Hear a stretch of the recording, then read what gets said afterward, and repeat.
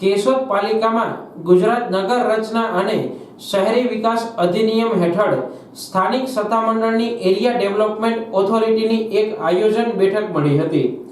આ બેઠકમાં જ્યારથી આખરી વિકાસ યોજના અમલી બની છે તે 2015 થી પ્રથમ પુનરાવર્તિત વિકાસ યોજના રિવાઇઝ કરવા કામગીરીને બહાલી આપવામાં આવી હતી। તેમજ આ પુનરાવર્તિત બેઠકમાં લેવાયેલા નિર્ણય પ્રમાણે એજન્સી નીમવા ટેન્ડર પ્રક્રિયા હાથ ધરવા એમ બે એજન્ડાને બહાલી આપવામાં આવી હતી। આમ ગુજરાત નગર રચનાને શહેરી વિકાસ અધિનિયમ 1976 ની કલમ 21 હેઠળ આખરી વિકાસ યોજના જ્યારથી અમલમાં આવી હોય તે તારીખથી 10 વર્ષમાં ઓછામાં ઓછા એકવાર શહેરનો નવેસરથી સર્વે કર્યા પછી વિસ્તાર વિકાસ સત્તામંડળે જે વિકાસ યોજનામાં સુધારો કરવો જોઈએ એ બાબતની જોગવાઈ થયેલી છે। તેને ધ્યાને રાખી કેશોદ એરિયા ડેવલપમેન્ટ ઓથોરિટીની આયોજન સમિતિની બેઠક મળી હતી, જેને લઈ હવે પછી શહેરી વિસ્તારનો સર્વે થાય બાદ ઝોન નક્કી થશે અને તેના આધારે વિકાસના જુદા જુદા કામોને દિશા મળશે। मुकेश एम वाघेला, केशोद नगरपालिका चीफ ऑफिसर।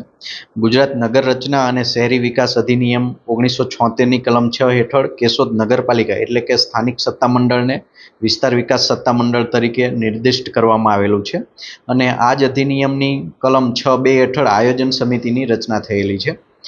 હવે ગુજરાત નગર રચના અને શહેરી વિકાસ અધિનિયમની 1976 ની કલમ 21 હેઠળ આખરી વિકાસ યોજના જ્યારથી અમલમાં આવી હોય તે તારીખથી 10 વર્ષમાં ઓછામાં ઓછું એકવાર નવેસરથી સર્વે કર્યા પછી વિસ્તાર વિકાસ સત્તામંડળે જે વિકાસ યોજનામાં સુધારો કરવો જોઈએ એ બાબતની જોગવાઈ થયેલી છે।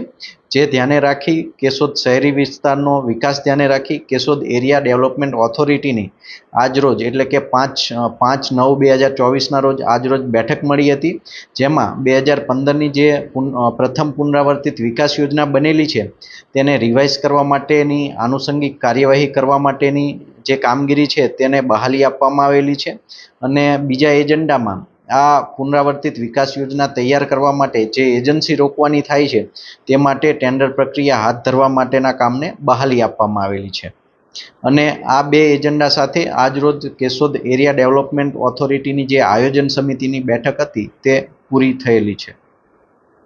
જી સર, ઓકે।